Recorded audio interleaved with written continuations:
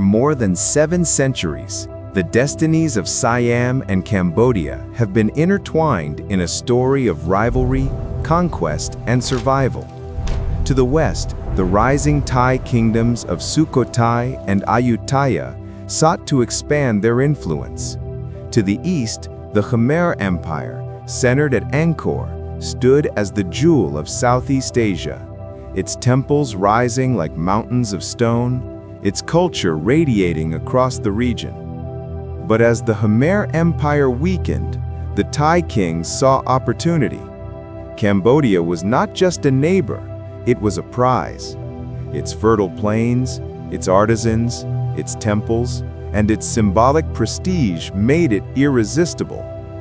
For Thai monarchs, to control Cambodia was to inherit the legacy of Angkor, to claim the mantle of Southeast Asia's greatest empire.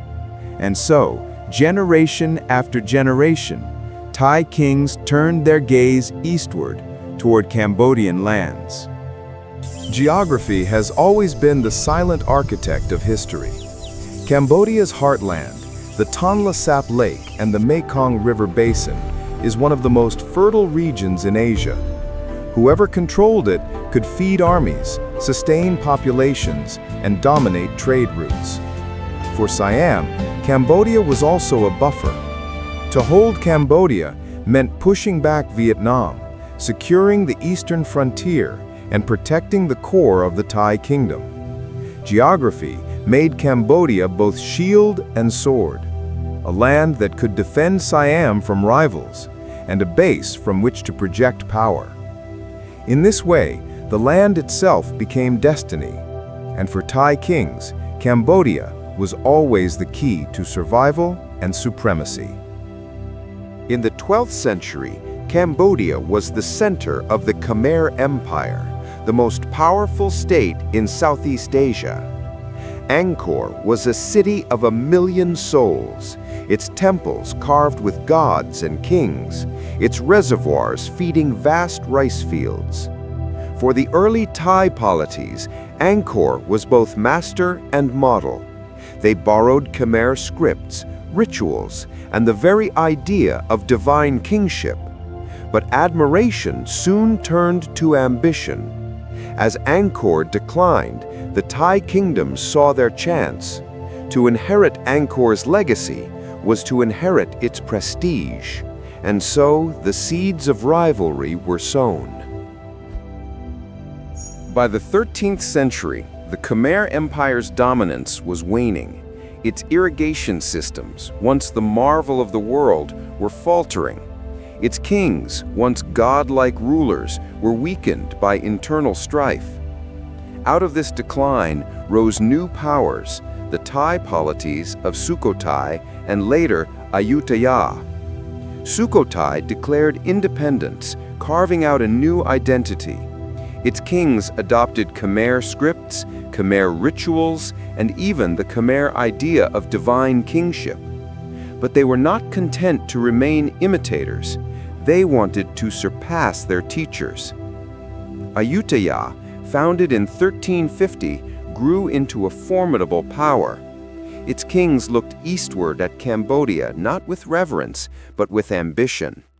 To control Cambodia was to prove Ayutthaya's supremacy, to inherit Angkor's prestige, and to secure the fertile plains that could feed armies and sustain empires. The rivalry was no longer about survival, it was about dominance. And from this moment on, every Thai king would see Cambodia not just as a neighbor, but as a prize. In 1431, Ayutthaya's armies marched on Angkor. The once mighty city, with its towering temples and vast reservoirs, could no longer defend itself. After months of siege, Angkor Thom fell. Its palaces were looted, its people scattered, its temples left to the jungle. For Siam, this was more than a conquest. It was a symbolic triumph. The moment when Ayutthaya claimed the mantle of Southeast Asia's greatest empire. Cambodia was reduced to a vassal, its kings dependent on Siamese approval, its artisans and dancers brought to Ayutthaya to enrich the Thai court. The fall of Angkor marked the end of one era and the beginning of another. Cambodia entered centuries of decline, while Siam rose as the dominant power of the region. For Thai kings, the conquest of Angkor was proof that Cambodia could be taken, and once taken, it could be taken again. Conquest was not only about land, it was about culture. From Cambodia came artisans who carved stone and gold, dancers who performed sacred rituals, and scholars who carried with them the knowledge of Angkor. Ayutthaya's palaces glittered with Khmer influence. Its ceremonies echoed Angkor's grandeur. Its kings stood taller because they had absorbed the prestige of a fallen empire. For Thai rulers, Cambodia was a reservoir of legitimacy. To inherit Angkor's culture was to inherit its greatness. And so, Cambodia lived on in Siam, conquered, diminished, but immortalized in the very identity of its conquerors. By the 13th century, the Khmer Empire's dominance was waning. Its irrigation systems, once the marvel of the world, were faltering. Its kings, once godlike rulers, were weakened by internal strife.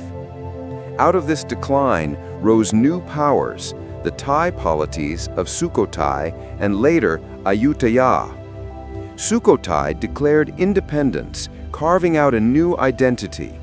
Its kings adopted Khmer scripts, Khmer rituals, and even the Khmer idea of divine kingship. But they were not content to remain imitators. They wanted to surpass their teachers. Ayutthaya, founded in 1350, grew into a formidable power. Its kings looked eastward at Cambodia not with reverence, but with ambition. To control Cambodia was to prove Ayutthaya's supremacy, to inherit Angkor's prestige, and to secure the fertile plains that could feed armies and sustain empires. The rivalry was no longer about survival, it was about dominance. And from this moment on, every Thai king would see Cambodia not just as a neighbor, but as a prize.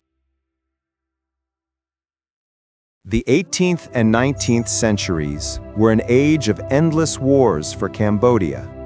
Siamese armies marched east, Vietnamese armies marched west, and Cambodia's kings were often pawns in a larger game.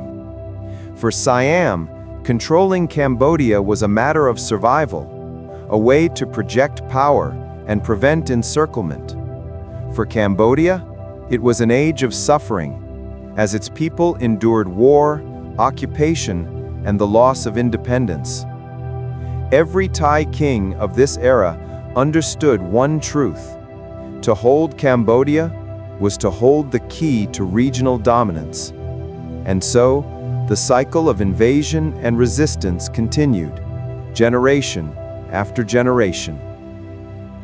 In the mid-19th century, a new power entered the game: France. With gunboats and treaties, the French made Cambodia a protectorate. For Siam, this was a turning point. No longer could it dominate Cambodia as before. Instead, Siam was forced to cede territories in the 1904 and 1907 treaties. For the first time, Siam's kings had to accept fixed borders. The dream of Cambodia slipped away, replaced by resentment and memory. The age of conquest was over, but the desire remained. Cambodia was no longer a vassal, it was a colony of France, and Siam, though never colonized, was forced to retreat. One symbol of this loss was the Preah Vihear temple, perched high on the Dangrik Mountains. Though culturally Khmer, it was long claimed by both nations.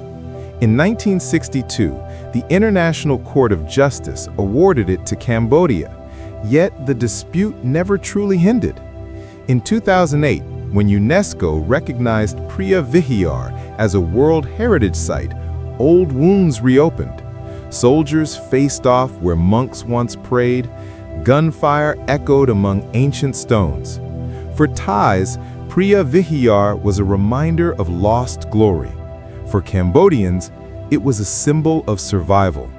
For both, it was proof that history's wounds never fully heal. Why did Thai kings always want Cambodian territory? Part of the answer lies in memory. For centuries, Cambodia was a prize of conquest, a symbol of prestige.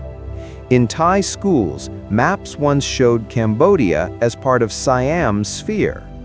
Nationalism turned history into identity, and Cambodia became a reminder of past glory lost. For Cambodians, the memory was different, one of resistance, survival, and the struggle to preserve sovereignty. Two nations, two memories, one shared history of rivalry. And those memories continue to shape perceptions today. Today, Thailand and Cambodia are trading partners, tourism hubs, and neighbors bound by ASEAN. Yet beneath the cooperation lies a current of suspicion. Border skirmishes, disputes over temples, and nationalist rhetoric remind both peoples that history is never far away. The rivalry of kings has become the rivalry of nations. And though the wars are over, the echoes remain.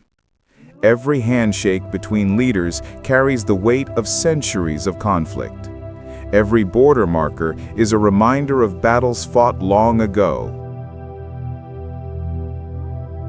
For Thai kings, Cambodia was never just about land. It was about security, prestige, and legitimacy. To control Cambodia was to inherit Angkor's legacy, to stand as the dominant power of the region. Even when borders hardened, the memory of that ambition lingered, like an old scar that aches whenever the weather changes.